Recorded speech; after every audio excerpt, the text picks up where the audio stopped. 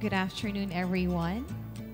It is my honor to welcome our faculty, students, guests, university officials, and our online viewers via Facebook Live to Central Luzon State University's Research, Innovation, and Development Festival, Better Communities Through AANR-Generated Technology.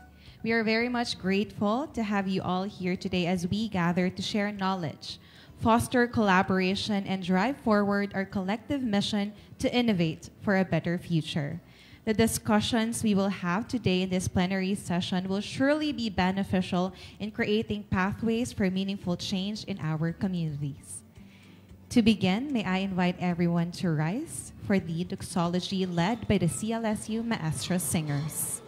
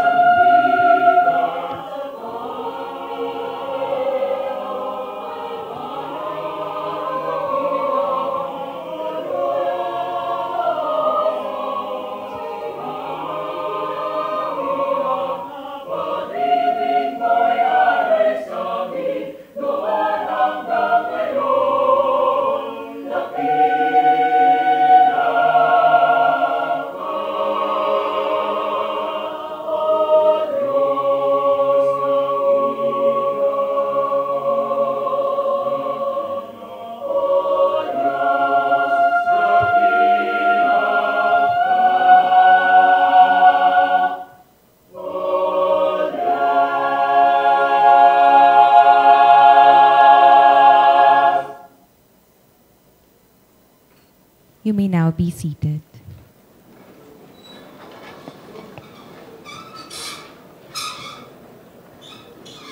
Once again, good afternoon, everyone, and welcome to CLSU's Right Fest 2024. As we dive into today's plenary session, we have an exciting opportunity to hear from one of the leading figures in research innovation, who has also been at the forefront of groundbreaking work, blending academic rigor with practical advancement that helped shape CLSU today. So without further ado, to introduce our esteemed plenary speaker, may we invite the Vice President for Research and Extension, Dr. Edgar A. Ordan. A round of applause, please.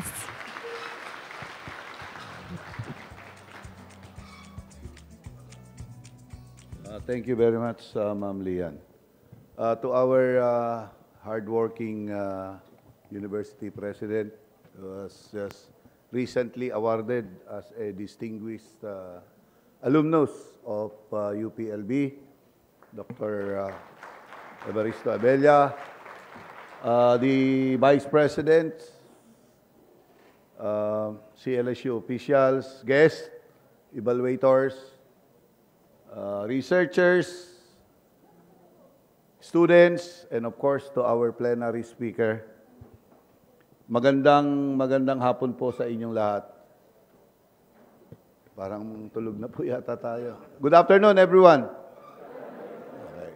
First of all, I would like to thank you for attending and coming over to attend this plenary session. I think the crowd is overwhelming now compared to the opening program this morning. Thank you very much for being here. Our plenary speaker don't need further introduction.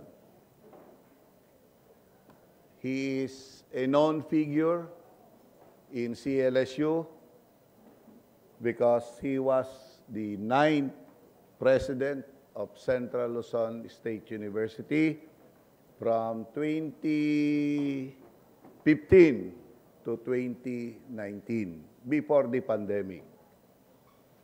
And our plenary speaker is a homegrown CLSU boy. He was raised here in the Central Luzon State University by his parent, the former executive vice president, who became the president also, Dr. Pedro Abella, and Mrs. Emilia Abella. Siya po ang nakakatandang kapatid ng ating kasalukuyang presidente.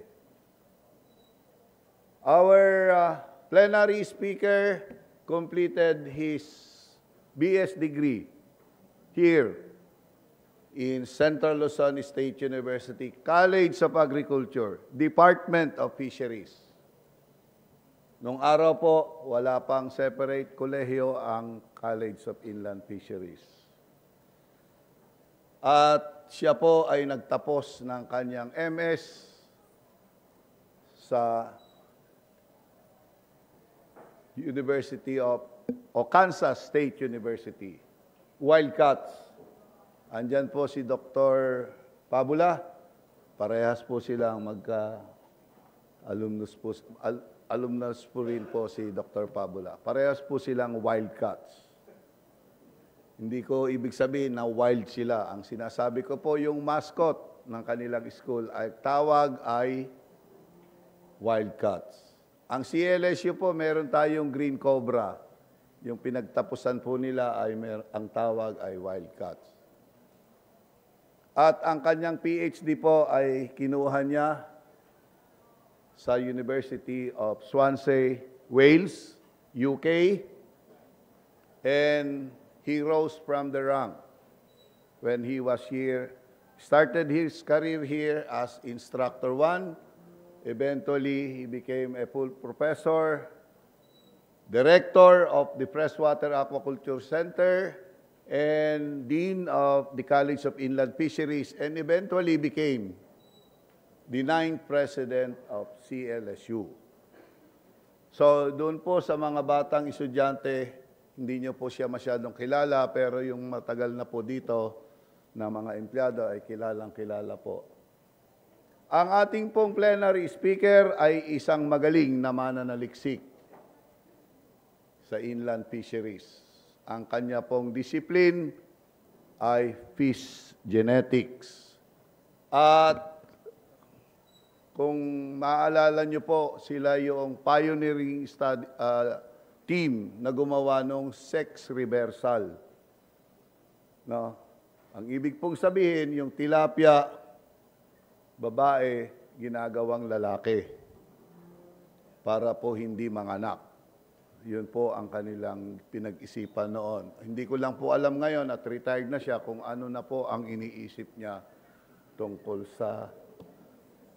Baka gusto na po niya ngayong ibalik yung sex ng tilapia at naisip niyang mali pala yun. Ang ating pong plenary speaker ay kilalang-kilala, nationally and internationally. And what I cannot forget is when I became his successor, ang sinabi lang niya po sa akin, pwede bang, ito lang ang ipakikiusap ko sa iyo, huwag mo namang ipalalagay yung mukha mo doon sa harap ng gate dahil hindi ko pinalagay yung mukha ko doon. Kaya hindi ko, sir, gagawin yon sa iyo. So, without much ado, ladies and gentlemen, we will be listening to the paper to be presented by our former President, and let us welcome Dr. Tereso Angeles Abella.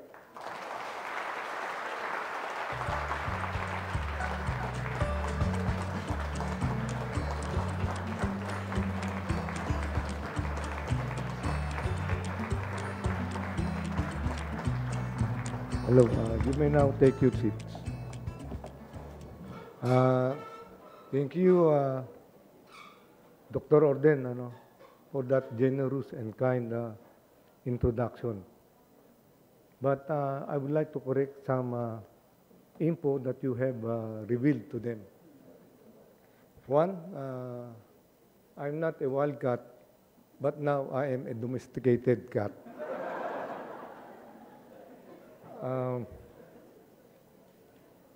Well, truly, Dr. Orden has really made some innovations to this university.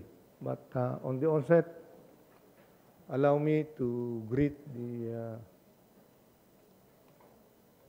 distinguished president of CLSU, my younger brother, Dr. Evaristo Abella, the vice presidents that are here today, Vice President Ariel Mactal, Vice President Rabilina Ricometa Velasco. I don't see here the Vice President. No, ibang Vice Presidents. The deans and directors, our friends, guests from the DOST, Picard, and other funding agencies. Maybe we have here from Department of Agriculture, Bureau of Agricultural Research, and even the Commission on Higher Education. Of course, our dear students, medyo nagitla ako nung makita ko maraming estudyante. Palagay ko, check lang attendance nyo ngayon. Ganon din ang ginawa ko doon sa mga estudyante ko sa RM 2205. And I can see really the synergism of the office, the program of academic affairs, the administration, as well as the research, yung Vice President natin, si Dr. Orden. And once again, I would like to officially and personally congratulate President Resti for receiving that award, the Distinguished Alumni Award from the UPLB, UP Los Baños, in the field of environmental science. So, congratulations, President Abelia. Siguro pangalawang palakpak na naman, siguro para. And my fellow farmers who are here today, and I will be remiss if I will not greet my fellow co-retirees. Dr. Vargas, the former Vice President for Administration, Dr. Nenet Orden, the former Director for Research of CLSU, and my friend from PhilMec, Engineer o Dr. Engineer Rod Estigoy. Meron pa ba akong napakalimutang mga retirees dito? And of course, I would like to acknowledge the different research directors. Saka nga pala yung bago nating new discovered MC. Napaka-sweet ng boses, ano? Sana lahat sweet ka, no? Para, okay, yeah, and also my fellow faculty members. Yung kahit naman ako retired na, I still consider you as my professional associates, as well as the researchers, budding researchers, and scientists of this university. Gusto ko rin po palang i-congratulate yung College of Engineering for producing a graduate who landed in the top part of the recently board exam ng Agricultural Engineering, si Mr. John Henry Tenorio. Nandito ba? Sino ba taga-College of Engineering dito? Okay, congratulations. Napakaganda, no? And I hope Dr. Rabilina and Dean Veracruz, alam ko kumukuha ng exam ngayon ang mga estudyante natin, graduates. At sana makuha nila ang top 10, 1 to 10. Yun lang naman ang hiling ko sa inyo para naman lahat tayo magse-celebrate. Okay.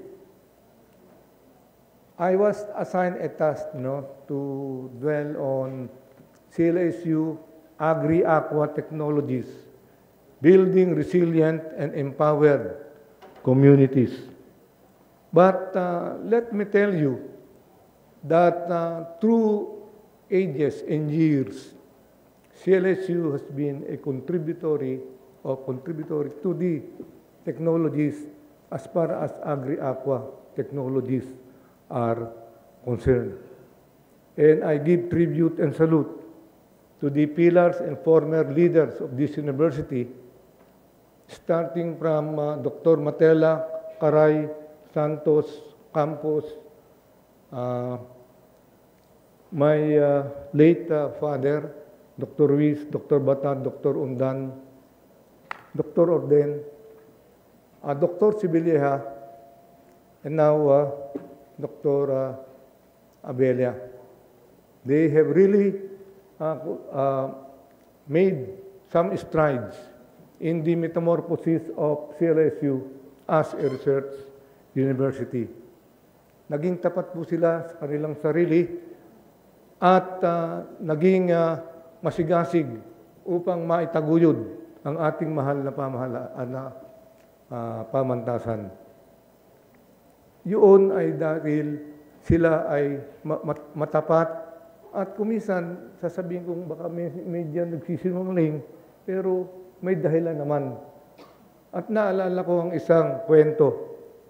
Maaring ang iba sa inyo ay narinig na ito at ang iba ay bago pa lalo ang ating mga mahal na mga mag-aaral.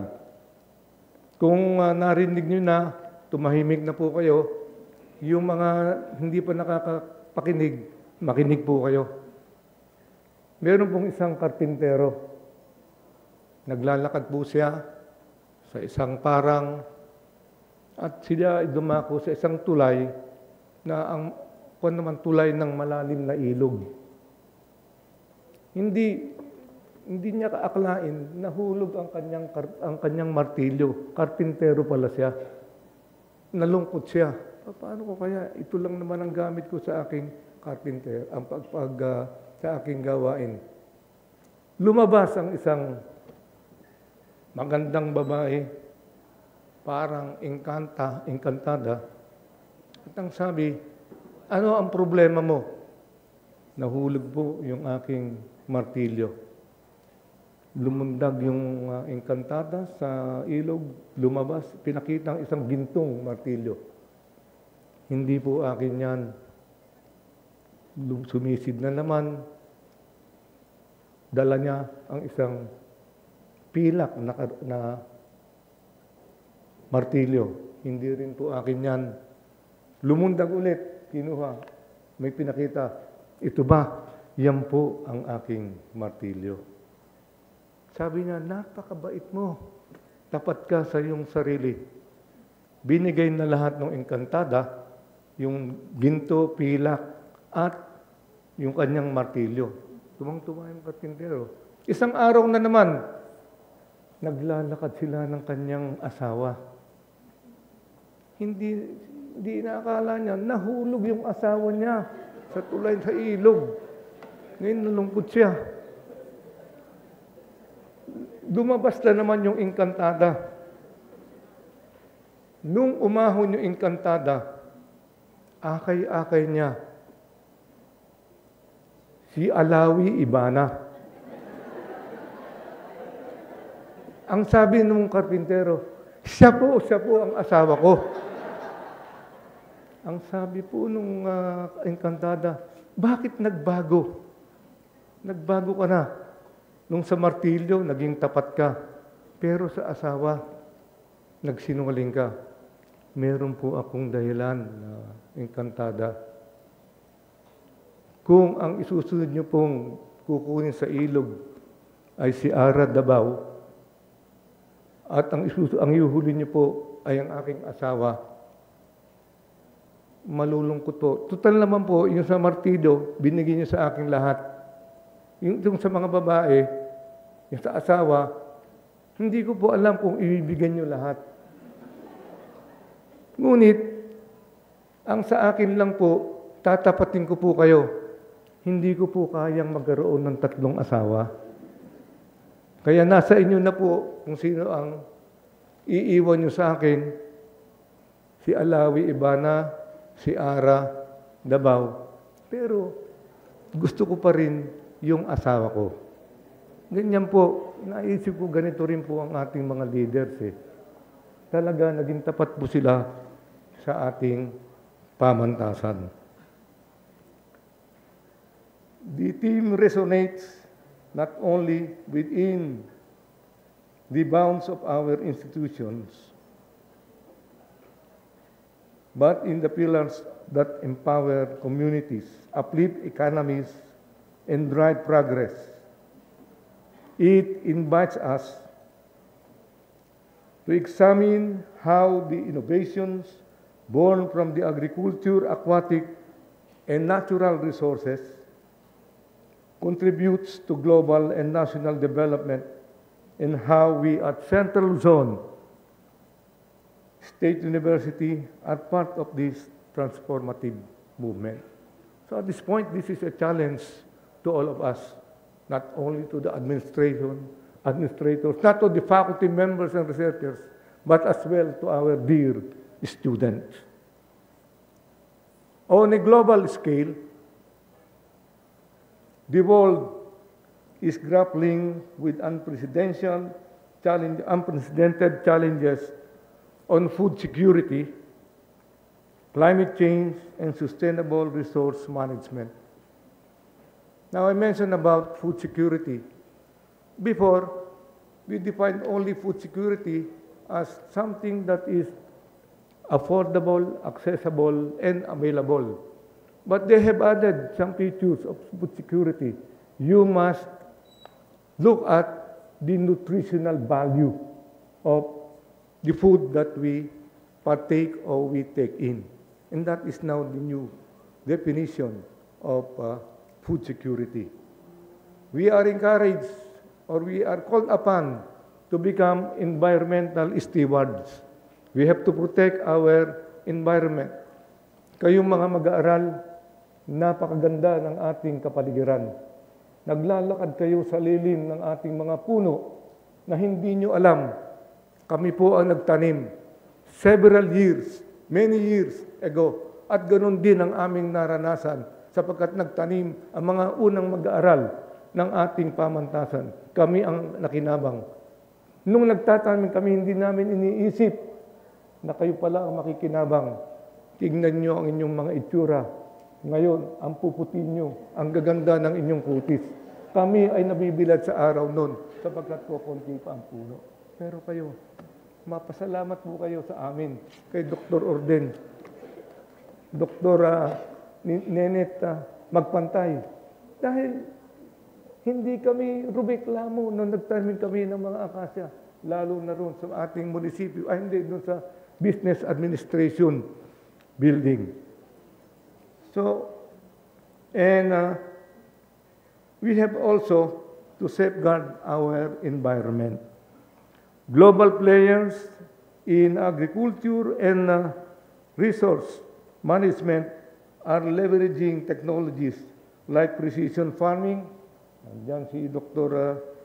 si Jonathan, aquaculture innovations, nandiyan si Carl Tiazon, sila Dr. Vera Cruz, and renewable energy. Ang naalala ko lang si Dr. Angeles Pero nandito sila, Dr. Sinense, at yung mga nagmamag, si Claire, at working on renewable energy. And I would like also to mention other issues, on a global perspective. I mentioned about food security, sustainable environment, and the protection of the environment, as well as climate change. Naharap din po tayo sa mga tinatawag nating geopolitical tensions. We are all aware of the brewing conflict between China and our dear country. Now we have also an issue on, of course, I mentioned about environmental stewardship, but we should also look at the cultural vibrancy of the neighboring barangays that we have here. Now we have also the technological disruptions.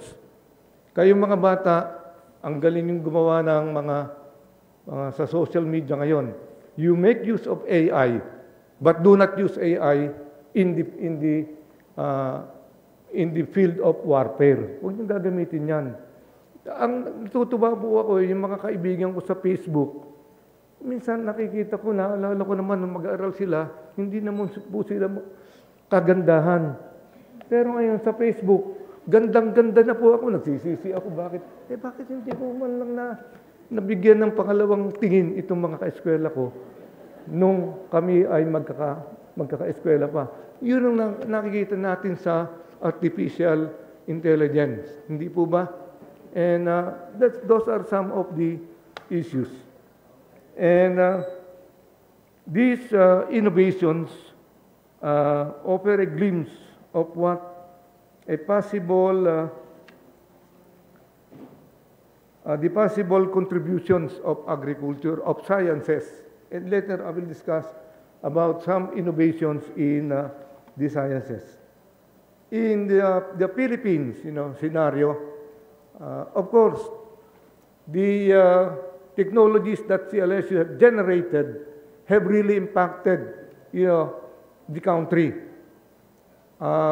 During the early years, CLSU is known for producing improved varieties of rice. In fact, our brothers from Thailand and even Indonesia learned the techniques of improving the production of rice from this institution, of course, as well as from UPLB. And that's it. Now, the tilapia, the lonely tilapia that you know today, well, we have developed technologies on that At sinasabi ko palagi sa ating mga mag-aral at sa aking mga nakakausap na noong mga 1970s, ang production po ng ating tilapia ay 16,000 metric tons isang taon.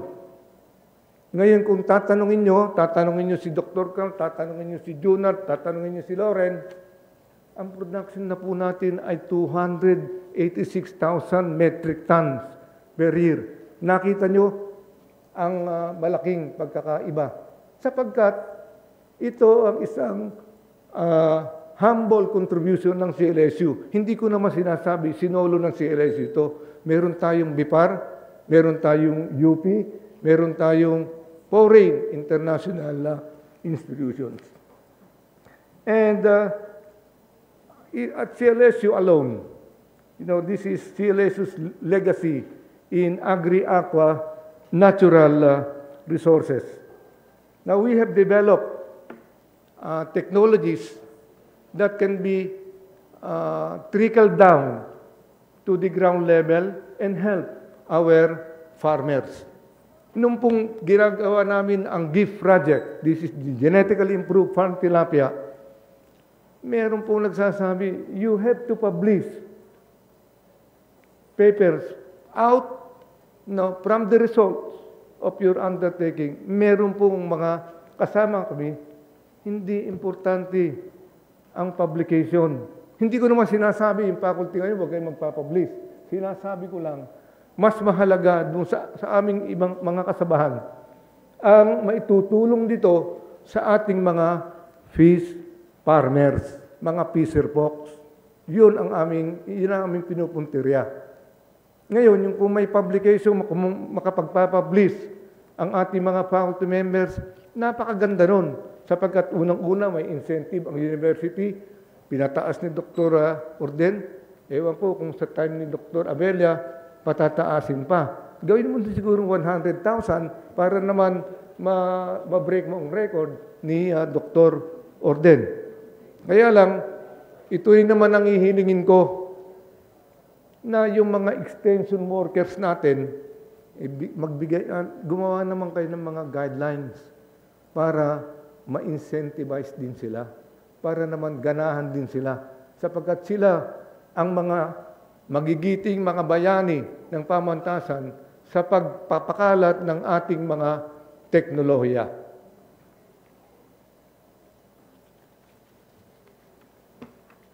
Now, the role of A&R technologies in community development. Mga community development. Ewan ko kung ating mga mag-aaral ay familiar sa mga technologies ng CLSU. And I would like to share to you the legacy of CLSU in terms of generating technologies, agri-aqua natural resources technologies. And medyo ako impressed na rin. Ito lang sa nakikita kong slide. Mapalad po ang mga mag-aaral ngayon sapagkat meron na tayong ganitong laboratory. Kaya dapat samantalahin po ng ating mga mag-aaral at ating mga scientists na yung mga facilities na available ngayon. And you have made your names, yung mga researchers, that you can partner with other institutions in terms of research collaboration. So the role of this, well, let me scan through you or run through you with the walk you through the technologies at CLSU. We have the organic production of vegetables. Naalala ko po, ito ay sinimulan ni Dr. P. Porsungkula at saka nila Dr. Claire Pagaduan. Ganon. Sorry, kasi Pagaduan na naalala ko sa kanya. Pagaduan, si Claire Pagaduan. Yung RM Cares, Organic Vegetable Product. Sana nakita ng mga estudyante natin yung center nila sa may along the Research Avenue, makikita nyo ang ginagawa nila. Napakaganda. At sana ito ay maging modelo sa ating mga mag-aaral para sa pag-uwi nyo sa inyong mga communities, barangays, ay magaya nyo ito. Meron tayong vertical farming systems. Well, and to this, in addition, mag-take off na rin dito mga hydroponics, aquaponics. Meron tayong ganyan. Yung precision farming ni Mr. Jonathan, ni Dr. Jonathan. Tignan nyo yan. And it's really a viable technology, although we have to look at its cost. You know, the economics of doing this. Nakita nyo, it's vertical, it's a layer of vegetables that you can do. And this is good for urban agriculture. Naalala ko na naman, si Ped Nitural, siya ang nagsimula ng urban agriculture, pero nagsimula po siya sa mga concrete tanks. Medyo high-tech na po ito. Because it is a controlled, condition. It would be that you are using, let's say, Internet of Things, the new technologies in IT. You have the mobile-powered irrigation system, solar-powered multi-purpose utility vehicles. Ewan ko, tuwing ride fest lang yata lumalabas yung na yun, yung mobile, yung vehicles na yun. Nagkaroon na ba ng mga improvement doon? Dapat, sinasabi ko kay President Abela, kung maaari, i-replicate natin to at para magamit ng ating mga aral. Hindi naman siguro masasalanta ang ating mga tricycle drivers. Hindi ba? Napaka-gastos po. Naintindihan ko ang flight ng mga estudyante dahil siguro bumagastos kayo ng 100 piso, baka maliit pa yon, mas malaki. Di ba? Kaya, kumari, this is a challenge, Yung mga nag-isip nung e-vehicles ba yun? O yung solar-powered vehicles. Gawin yung mas kapaki-pakinabang sa ating mga mag-aaral. Meron tayong AquaSaid Fast Rapid Detection Kit for Tilapias. Ano yung AquaSaid? Nandito yung ating eksperto, si Dr. Vera Cruz. Dahil po sa climate change, medyo humina na po ang production ng tilapia, lalong-lalo pagka mainit. Nakaisip po sa FAC na magkaroon ng konting silong para ma-maintain yung optimal temperature for tilapia breeding. Laganap na po ito. Nakakarating na po sila ng Bicol para subukan ang gitong teknolohiya. Ewan ko lang kung pagsasamahin ng taga Bicol ang sili at aquaseed. Alam mo naman ng taga Bicol, mahilig sa sili. Siguro sa ilalim ng aquaseed, doon sa mga kuha ng mga pilapil, meron tayong mga siling labuyo na galing sa Bicol. Ngayon, meron din tayong rapid detection kit na develop naman ni Dr. Carl Quiazon.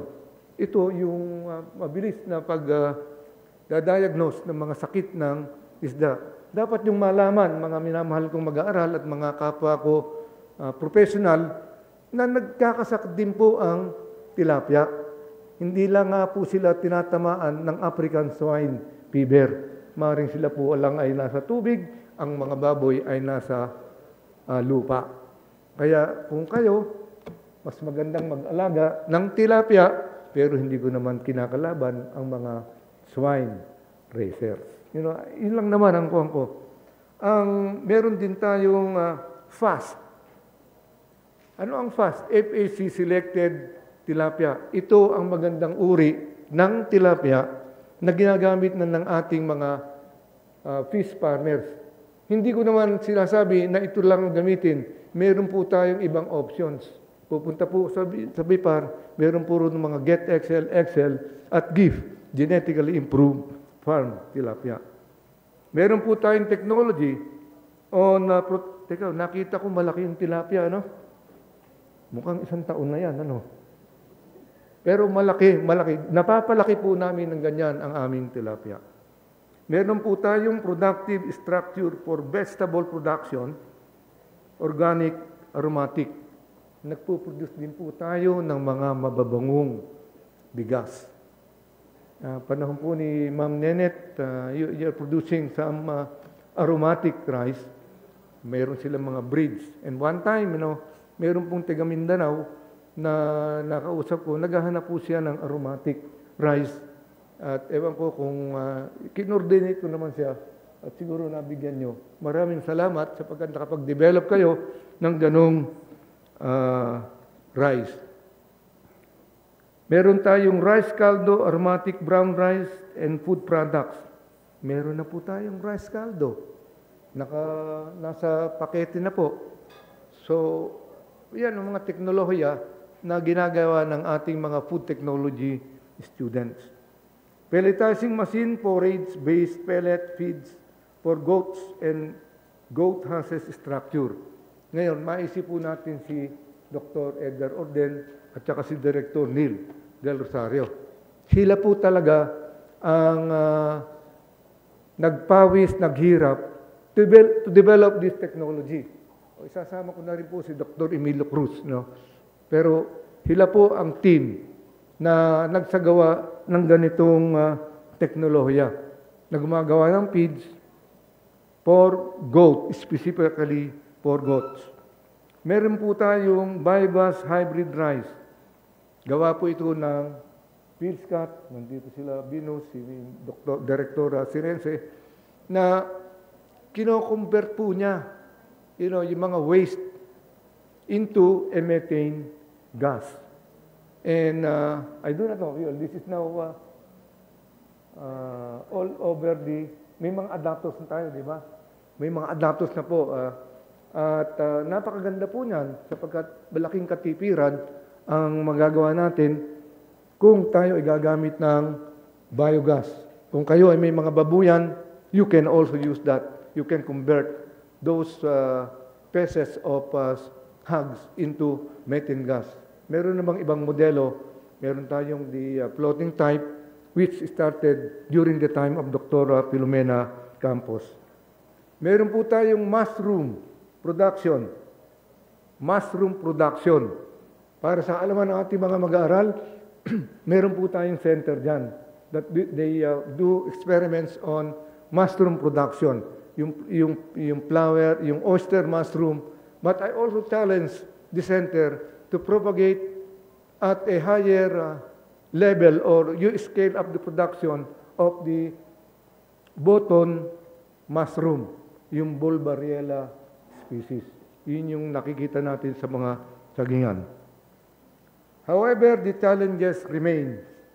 How do we accelerate the dissemination and adoption of these technologies to reach the most marginalized communities?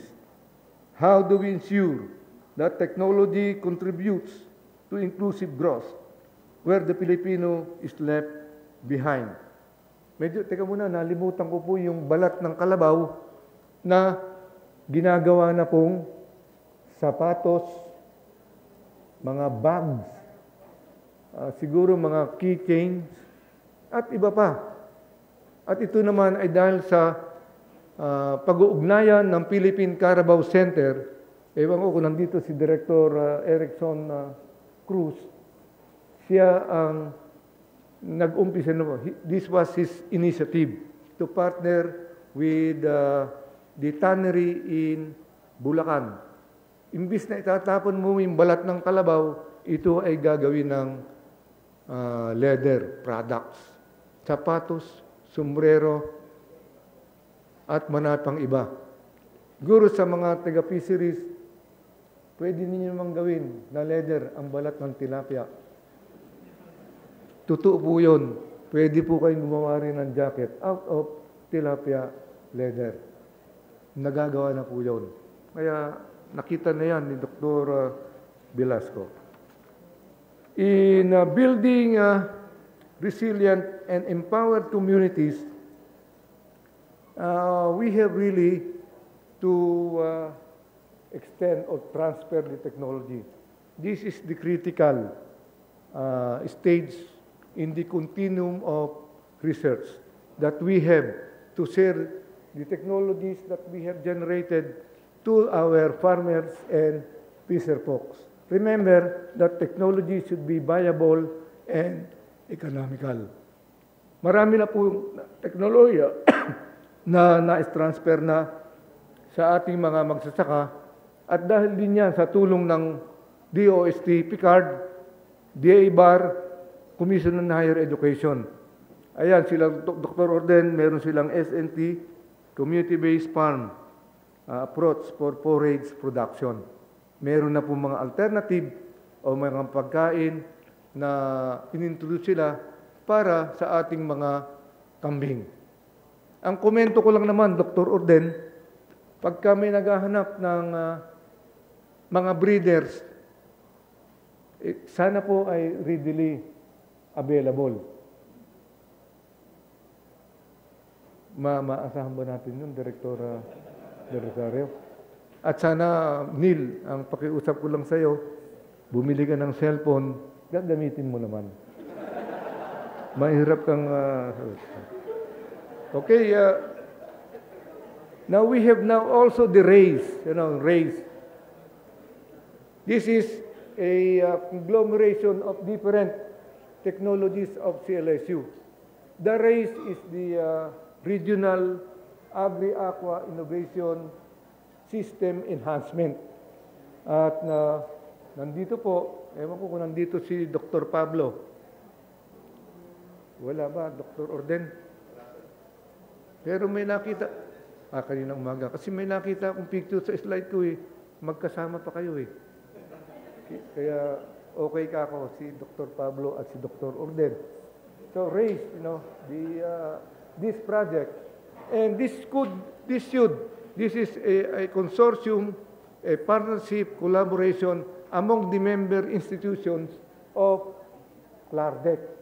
And at this point, I would like to challenge CLARDEC that maybe in the future, CLSU would also get the Ugnay Award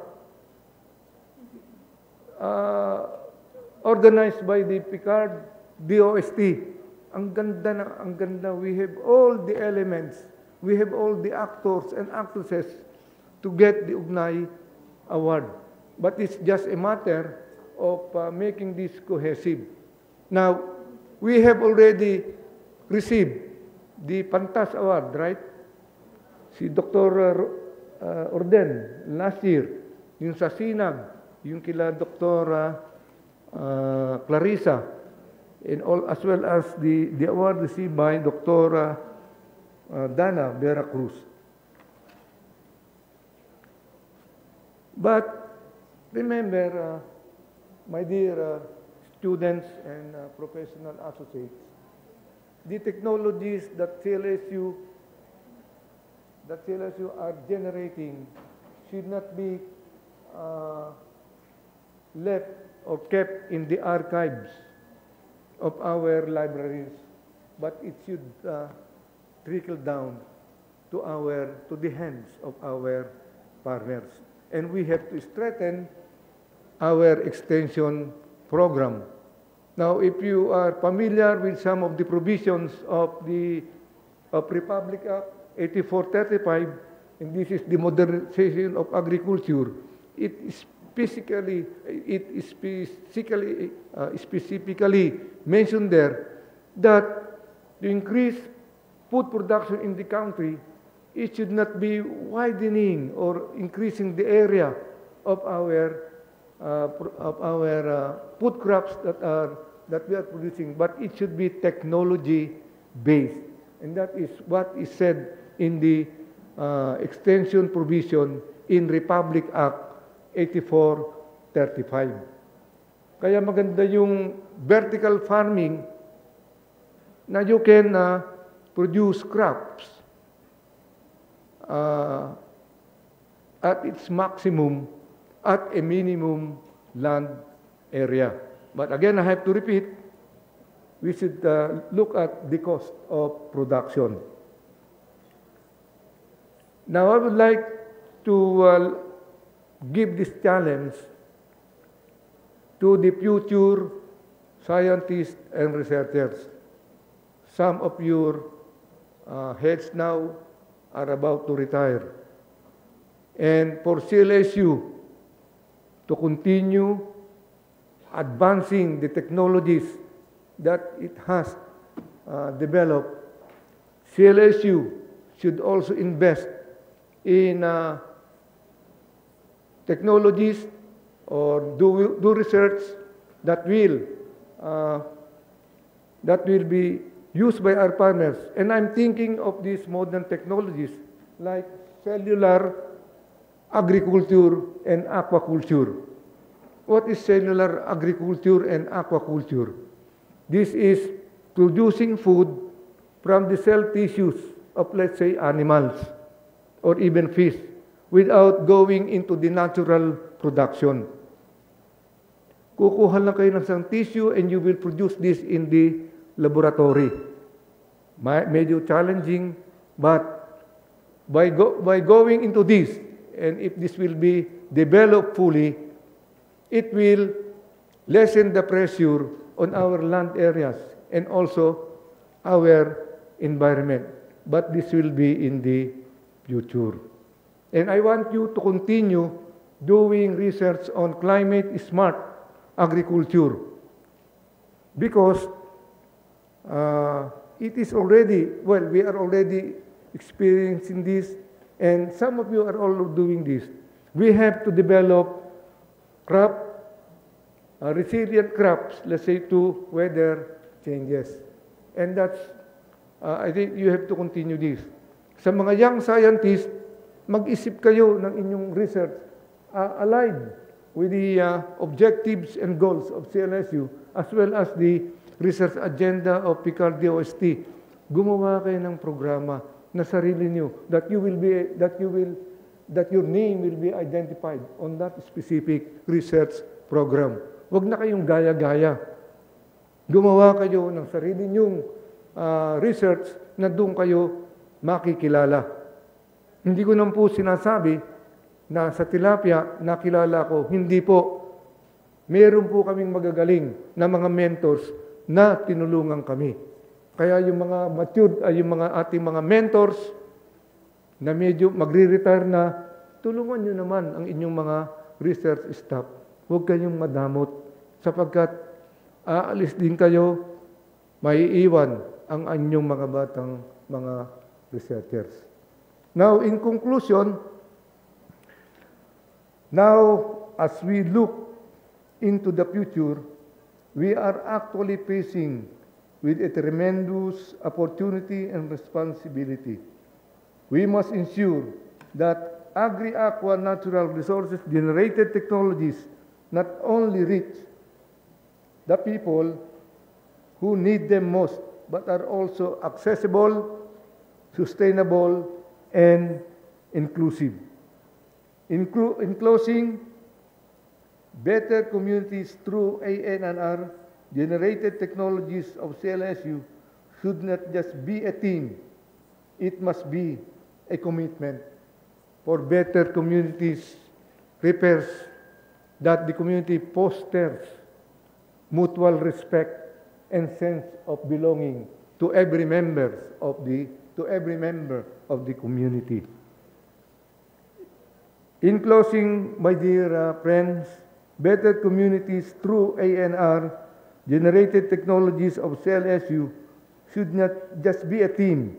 It must be a commitment to harnessing the power of innovation to transform lives, uplift communities, and create a more sustainable future for all. It is through this commitment that CLSU, alongside its partners and stakeholders, will continue to lead in building better communities, not just today, but for generations to come. Thank you, and I wish everyone a productive Ride Fest. God bless us all. Thank you very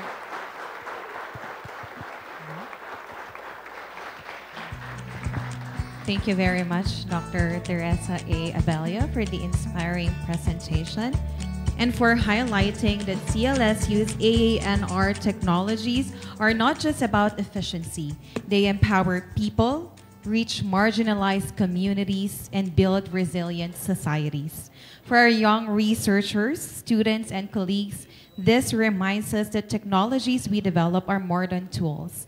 They are good for all. As we embrace innovation, as shared by our esteemed plenary speaker, we must also stay aware of technological distractions that could hinder our progress. Indeed, sir, CLSU's legacy in AANR has supported farmers and communities, and it's now up to us to continue using and sustaining these innovations to uplift those in need and drive positive change. Let's give another round of applause for Dr. Teresa A. Abella. As a sign of our gratitude, please allow us to present this plaque of appreciation. May we invite on stage our university officials to assist us in the awarding, along with Dr. Teresa A. Abella.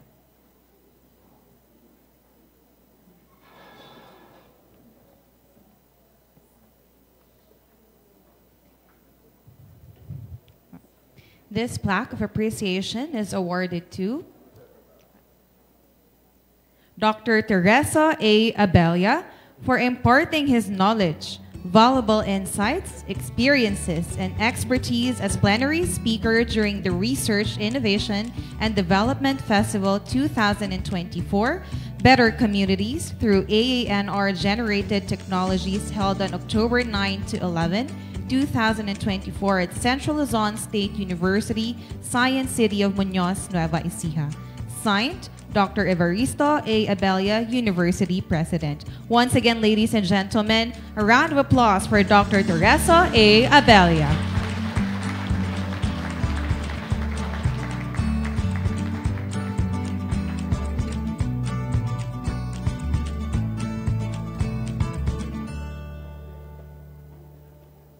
Thank you very much, sir.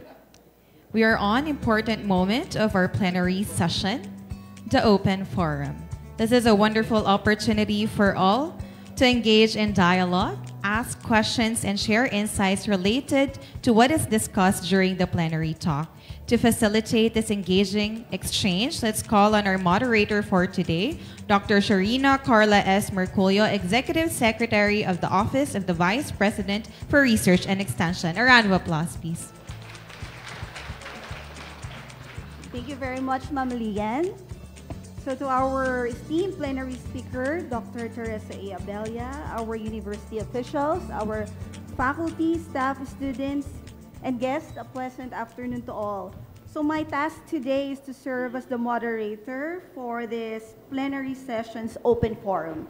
So before we begin the open forum, let me give you the highlights of the plenary talk. So first, okay, AANR. In AANR, CLSU contributes to the transformative development, food security, to which we need to prioritize nutritional value and keep safe our environment. Our AANR generated technology is a crucial tool to add to the demands of to address the demands of the population. He also highlighted the different CLSU generated technologies. So to name a few, we have the organic rice production, the vertical farming system, the mobile powered irrigation system, the aquashade, FAST, protective structures for vegetable production, the biogas, the mushroom production. According to him, technologies should be viable and economical. Okay. He also challenged the CLARDEC to bring home the Ugnay Award in the future. Okay. He also said that let us not put these technologies in our archives. Okay, make it accessible by the farmers. Another challenge he made is he challenged the future scientists and researchers to continue conducting CLSU technologies. Okay, CLSU should should continue the AANR researches.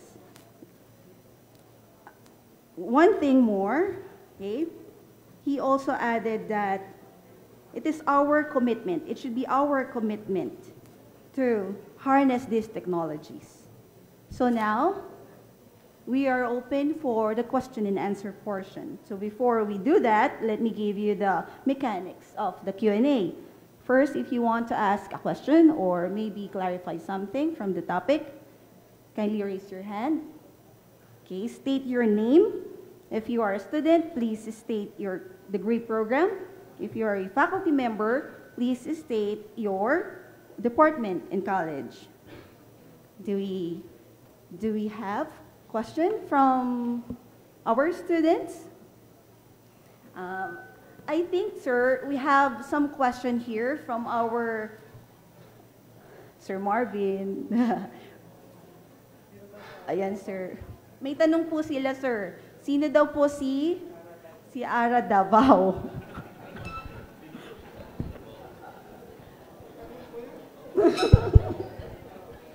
Ano, sir? Yes daw po, sir.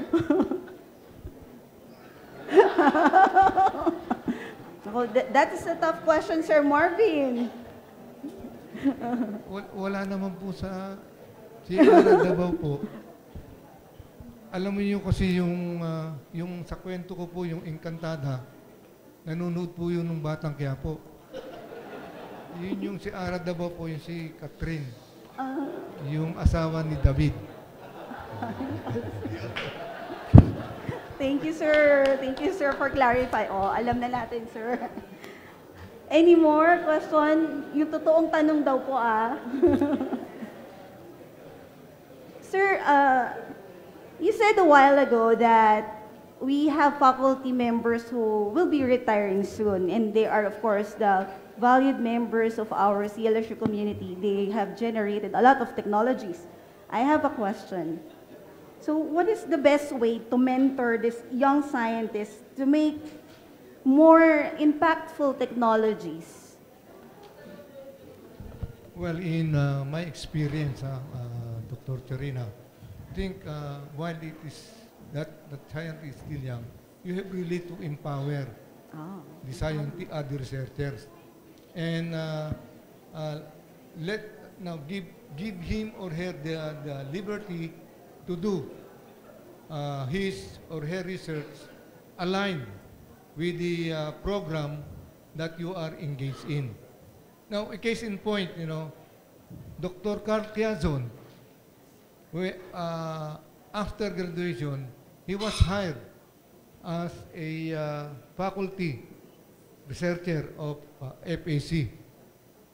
Meron kaming mga studies, naka-program, pero siya gumagawa ng ibang studies. Pero sa catfish, halimbawa sa catfish, hinayaan ko siya. Siguro napansin ni Carl yun. Di ba, Carl? Tingnan mo, naging outstanding young scientist pa siya na ako, hindi nag-qualify doon. Mas magaling si Dr. Quezon. Pero that's how, develop scientists. You have to really to harness, you have, kumbaga sa basketball, give him enough playing time. Marami. Ito, inaano kasi experience ko. Si Ma'am Lawrence, after graduation, cum laude, kinuha ko, ganon din siya. Marami siyang ring naiisip. Sana, ipagpatuloy mo naman, Lawrence, yun. Mag-isip ko pa rin ng okay yun. Ganon, ma'am. Tsaka, siyempre, I think our young researchers should get proper guidance, from our experienced, seasoned scientists, scientists. Thank you very much, sir. So, takeaways, we have to empower them and give them liberty. Thank you, sir. May natutunan talaga ako ngayon. I-apply ko to talaga. Okay, so we still have, yes, sir, our very own Dr. Danilo Vargas. Ano po ito sa farmer retired farmer perspective. Ako po kasi ngayon ay engaged sa duck racing. Yung technology nila Dr. Orden na Itik Pinas.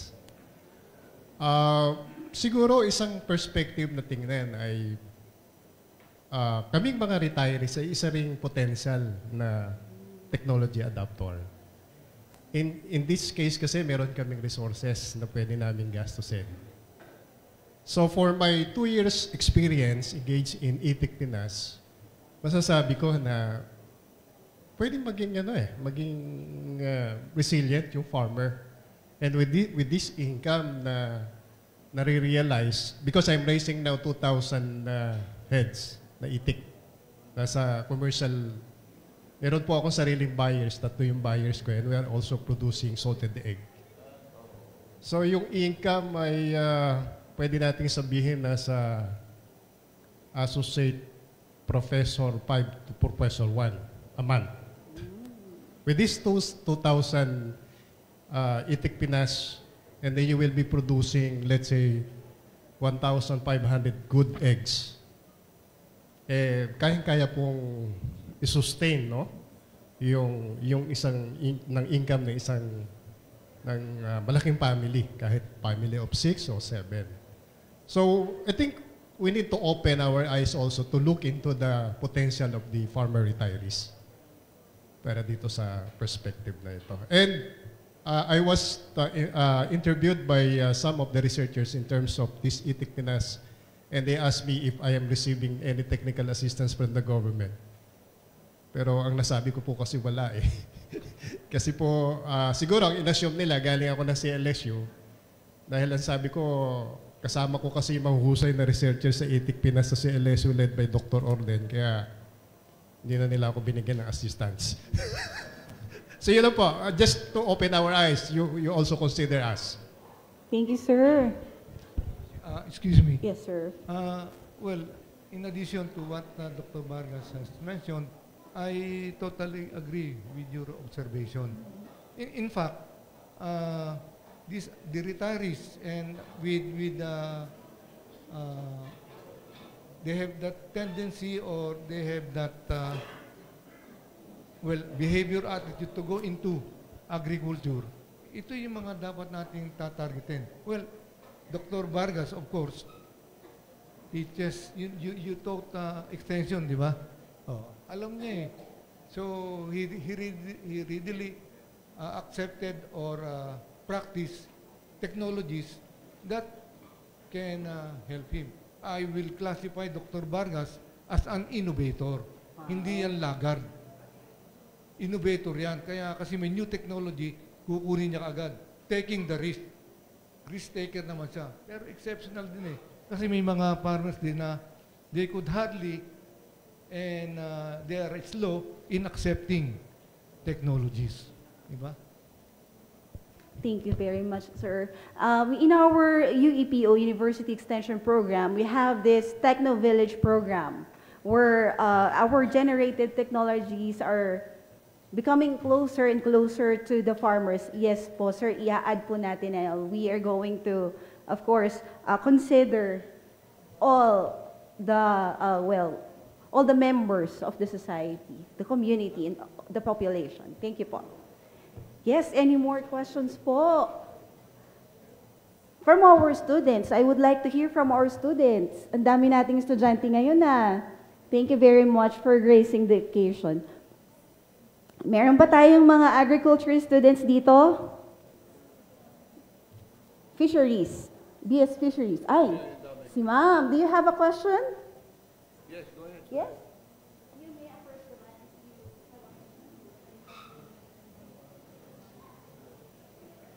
So, kindly state your name and your degree program. Ayan, good afternoon po sa ating lahat. So, I am Jean Hazel Ganigan po from College of Fisheries, sir. Wow.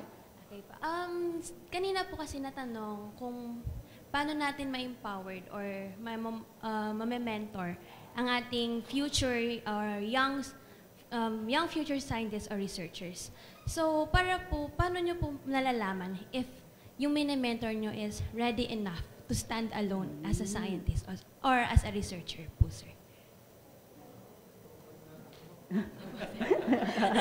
Sorry po. Okay, Miss P. Series.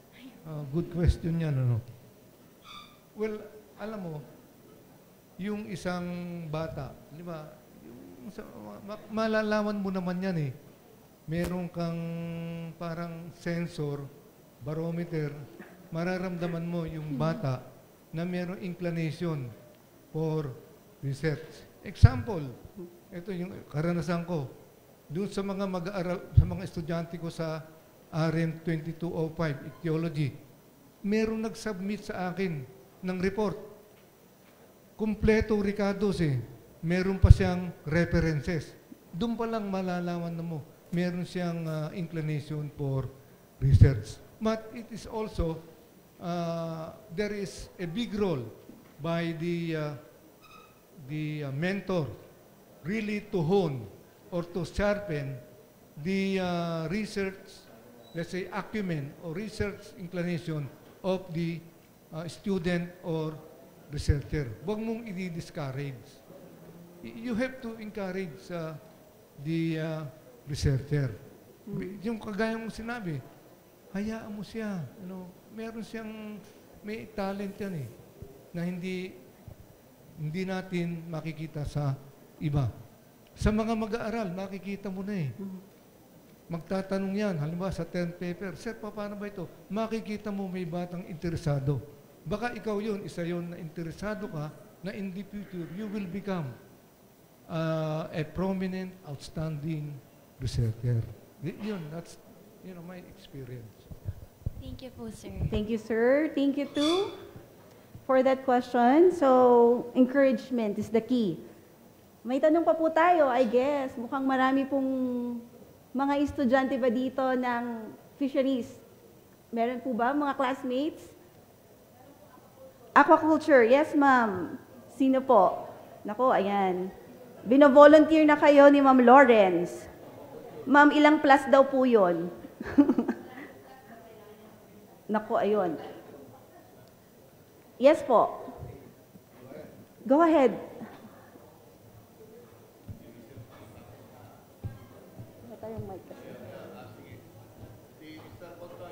Yes po, Sir Pontoy.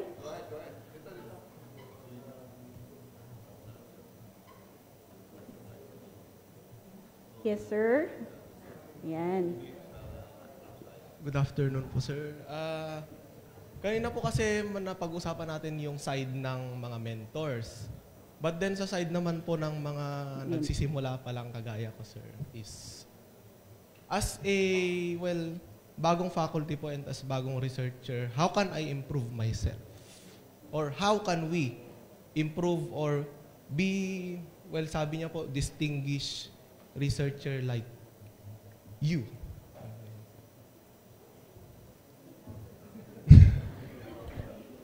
How to be you, parang gano'n po. How to be you. No, you cannot really clone me. Pero, Yes, sir. pero you can make your own niche in the field of research. Di ba? I think to develop the beginners, let's say you are in the Department of Crop Science, Yes, po, sir. or Crop Science, RM Cares.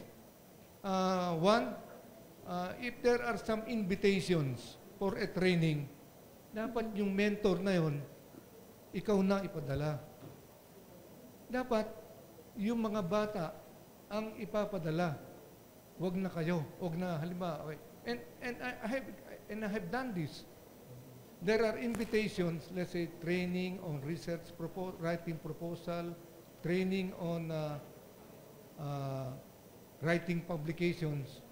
I always think of the beginners for them really to absorb, to learn the rudiments of proper writing, proposal, or publication. Dito sa CLSU, napakarami yan eh. Marami tayong opportunities that you can attend to. doon sa subject nyo, alam mo, sa research methodology, dapat doon tinitingnan nyo na eh. Tinitingnan nyo. Let's say, make use of the wonders of technology. Ngayon, meron ng mga online journals eh. You have really, if you're interested in the propagation of crops or even production of organic vegetables, you have to read, you know. You have to read. And that's the only way that you will accumulate knowledge on top of what your mentors will share to you. Alam mo, nasa sarili din natin kung gustong maging magaling na researchers. Tingnan mo rin, at I think mag-ano ka rin kasi ng isang modelo eh. Not a mentor that will really inspire you. Ewan ko sa center niyo ba, meron kang inspirasyon? Yes, no. Ganun. As a mentor. And I went through this kind of stage. And I want to mention Dr. Rafael D. Guerrero III. He is the father of Philippine tilapia. He pioneered on sex reversal. Yun nga, sinasabi ni Dr. Orden, nag-work ako sa sex reversal. And but from that, you know, it started my career in research. Pero nag-concentrate ako sa teaching because my passion is really in teaching. Kaya ako salamat kay Dr. Velasco, ginawa niya akong Professor Emeritus. Inaproba ni Dr. Orden. Hanggang ngayon, may connection ako sa mga mag-aaral. At ako'y natutuwa. Ikaw pala ay top-notcher. Itaas mo ang level ng research ng CLSU. Yun lang. Thank you, very sir. much po. Thank you din, Sir Pontoy, for that question. So our takeaways from that answer, inspire yourself. Let us all inspire ourselves. Let us imagine our future selves to be that kind of researcher we want to be. Yes, Ronald, you have a question. Ronald, right? Ronald, kindly state your program.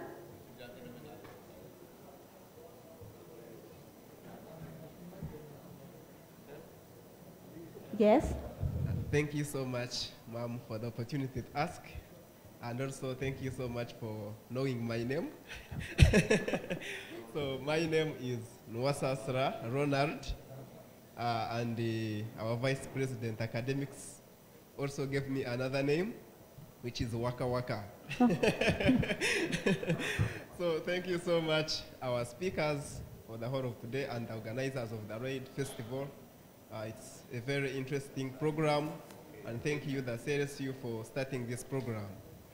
My question to the speaker of this afternoon, actually I will refer to my former professor, Dr. Oden. 1 year, he published 10 papers. So I asked him, Doc, how did you manage to publish 10 papers in 1 year? So he gave me the technique. So now from the message of this afternoon, my concentration was on the climate smart agriculture. So this is a very interesting field of study. However, one thing I have come to realize, the biggest challenge, whenever there is an interesting area, you will find most researchers are concentrating on that area. And here you find there is what I may call competition. So as a student in this field of climate smart agriculture and an animal science, by the way, I'm a graduate student doing Master of Science in Animal Science from Uganda in Africa. So how can I come up with a best study that can attract funding agencies? So after coming up with that best study, how can I also come up with a best project proposal? Because usually you find when you come up with a study, when you submit your proposal,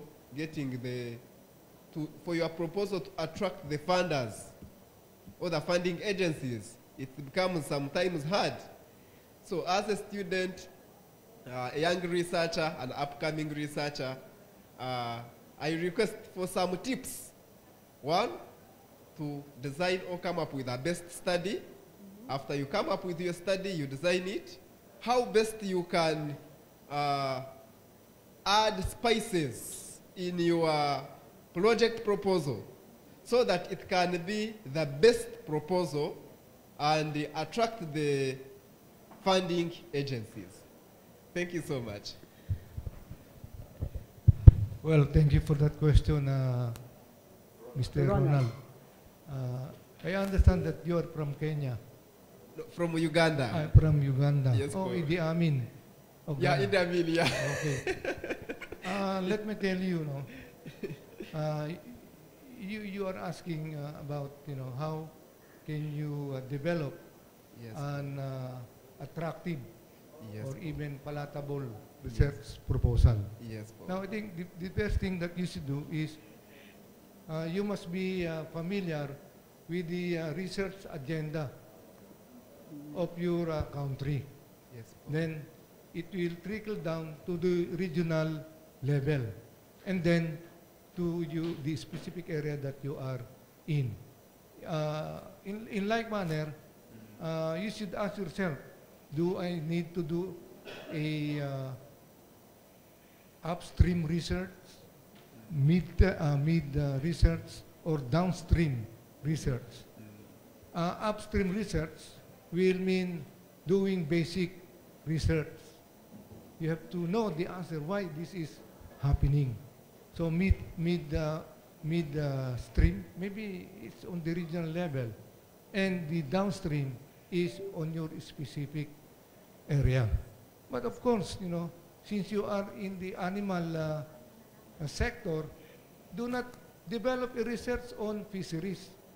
Because, first, and I had mentioned this a while ago, that you have to establish your name. By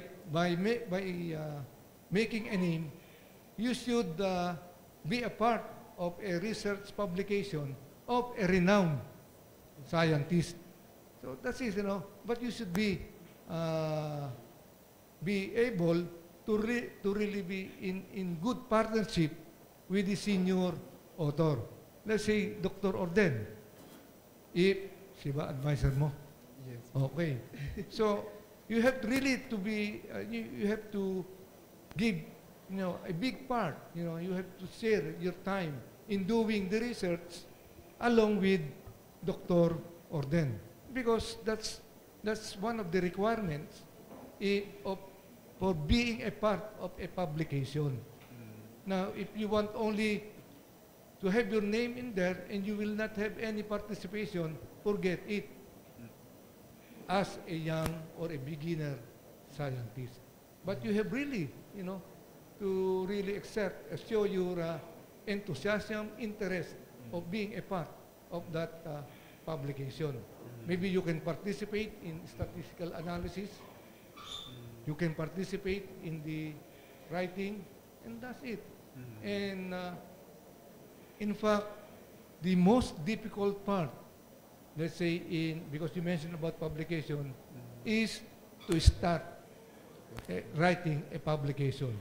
Once you have started writing a publication, you will become a publication machine. Okay, are you satisfied with my answer, Ronald? Yes, I'm satisfied. Thank you very much. Thank you so much, and thank you. God bless you. Thank you very much, Ronald. Do we still have other questions? Yes, Ma'am Evadne. Malapit ko nang ma-memorize ang mga pangalan. Yes, ma'am. Good afternoon to everyone. Mataas pa para sa 411 eh. Okay, so I have a special question to Dr. Tereso E. Abella. So, in the past years po kasi sir, we were able to extract gelatin from milkfish. So, in collaboration po with Department of Chemistry, Department of Environmental Science, and also in collaboration with the Department of Food Science and Technology. So, we were able to extract gelatin from milkfish scales. So in the recently concluded ISAAS National Congress, so I presented this paper, and based from the comments of the technical evaluator, so they suggested to pursue this project into commercialization. So my question is, would you recommend some credible sources of fish waste, and do you believe on this pursuing this kind of project, the utilization of fish waste to develop? So we were able to develop gummies, so gummy bears and marshmallows using milkfish scales. I will answer your special question on ordinarily. Thank you, sir. Well, I appreciate, your effort of going into that kind of research undertaking. Kasi sa tilapia, meron ng ganyang pag-aaral eh. They extracted the gelatinous part of the scale, and it becomes a part, kasi parang emulsifier or cohesive, yung adhesive, ano? Yes, sir. So, yes, you can pursue that, and you ask me where to get the wastage. Alam mo, maraming waste nito sa Pangasinan. Because Pangasinan is the milkfish capital of the country, particularly in Bunuan, in Dagupan, Pangasinan. Yes, and I heard you partnering with the food technology experts. That's good. Hindi ko lang nasabi kanina, sa research natin dito sa CLSU, you have to think of the other researchers in other colleges. Do not do your research alone. Mas maganda kung it will be a collaborative undertaking of other people in the college, in the university. Mas maganda yun. It is a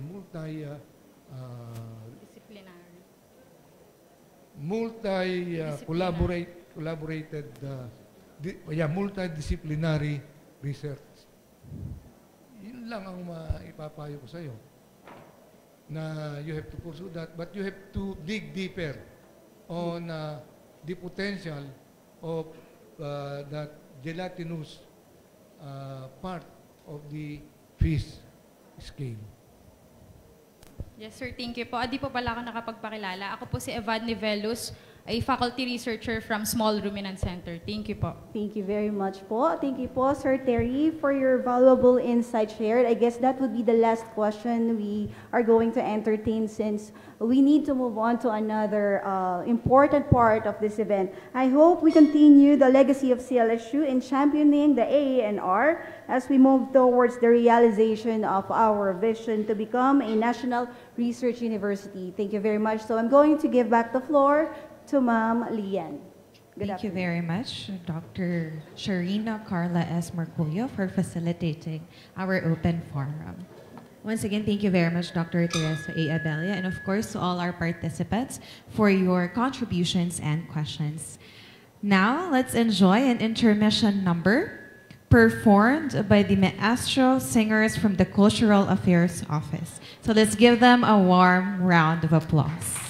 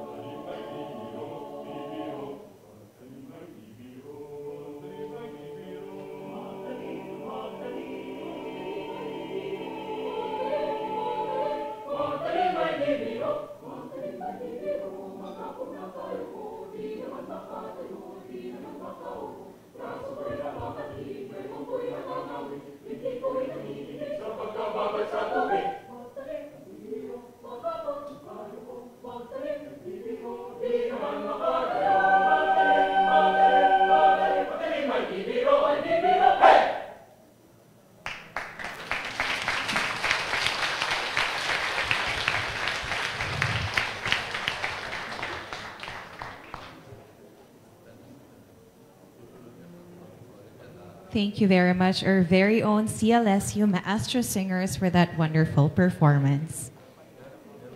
At this moment, we would like to invite everyone for a quick photo opportunity.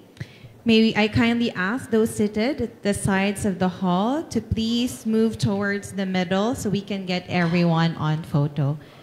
Once again, may we ask everyone to please stand, and those seated at the sides of the hall to please move toward the center so everyone will be taken.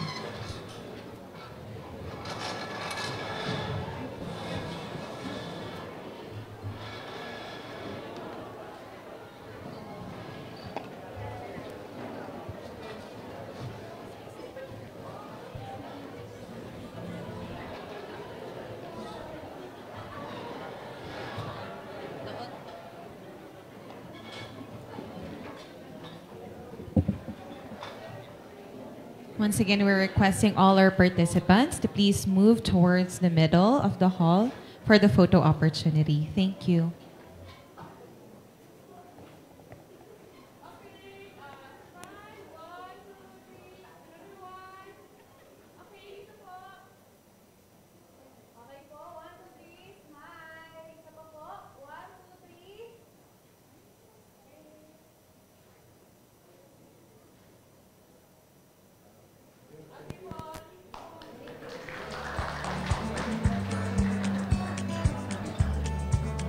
Thank you very much, everyone. And that concludes our plenary session for today. We want to express our heartfelt gratitude, of course, to Dr. Tereso A. Abella and to all our participants. Thank you all for being here today. Have a great day ahead and see you in our upcoming activities. Thank you very much. Agriculture remains a crucial sector in the Philippine economy. Population grows, food demand increases, resources are depleting, climate changes, technology evolves. Smart and digital agriculture frames the future of farming through precise and innovative technologies. At Central Luzon State University, smart technologies keep on advancing for this very purpose. Up next, on the same venue, we will be having the scientific digital poster presentation. Once again, all of the presenters, as well as participants for the scientific digital poster presentation, we're requesting everyone to please stay at the amphitheater. Thank you. It ensures efficient use of water and higher productivity. A form of soilless agriculture, crops and fish are grown at the same time.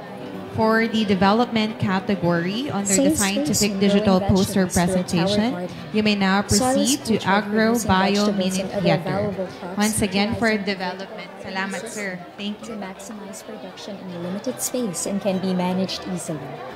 The tower gardens produce more crops while requiring less space than conventional farming, as the leafy vegetables are planted in vertical pipes. The system Once has an again, automated timer for the to label research crops, category which under reduces labor scientific requirements. digital poster presentation, please remain inside the amphitheater. For development category, you may now proceed at Agro Bio Mini Theater for the poster presentation. Thank you. The system sends signals to provide cooling mist to the root zones of the crops to regulate temperature. It has been successfully applied in vertically grown crops such as strawberries, lettuce, and other leafy vegetables, even during the off-seasons, hence can provide more stable income for farmers. Fertilize and irrigate crops at the same time through the automated fertigation. Fertigation is the combined word for fertilizer and irrigation. This system can detect the moisture content of the soil and uses pumps and sensors to manage water and nutrients. When irrigation is needed, it prompts the release of water containing the fertilizer. This reduces labor requirement and maximizes use of fertilizers. Have a productive trip around the farm with eCart. This is a solar-powered multi-purpose farm vehicle that can be used to move around the farm during monitoring of farm activities. In addition to farm mobility, additional attachments adds to its functionality as mixer for grains during sun drying and can also be used as a trailer for hauling. Spend nothing on fuel with a mobile solar pump irrigation system. Getting its power by converting sunlight into energy, this system can provide cheaper, cleaner, and reliable crop irrigation in farming communities. This system can be moved from farm to farm, making it beneficial to a group of farmers within a community. Real-time monitoring of the status of your poultry farm through your mobile phone is made possible with the Automated and Real-Time Monitoring System, or RTOS. This system helps monitor broiler production, particularly the temperature, humidity, feeding rate, frequency of feeding, water, and electrical supply. It also sends alerts to remind feeding time and the provision of vitamins and antibiotics to the broilers. Emergency notification during power interruption is also sent to identified personnel for their immediate and appropriate action. With the help of these innovative technologies developed by CLSU, farmers and producers can now provide high quality, safe, and better products with lesser cost and higher efficiency.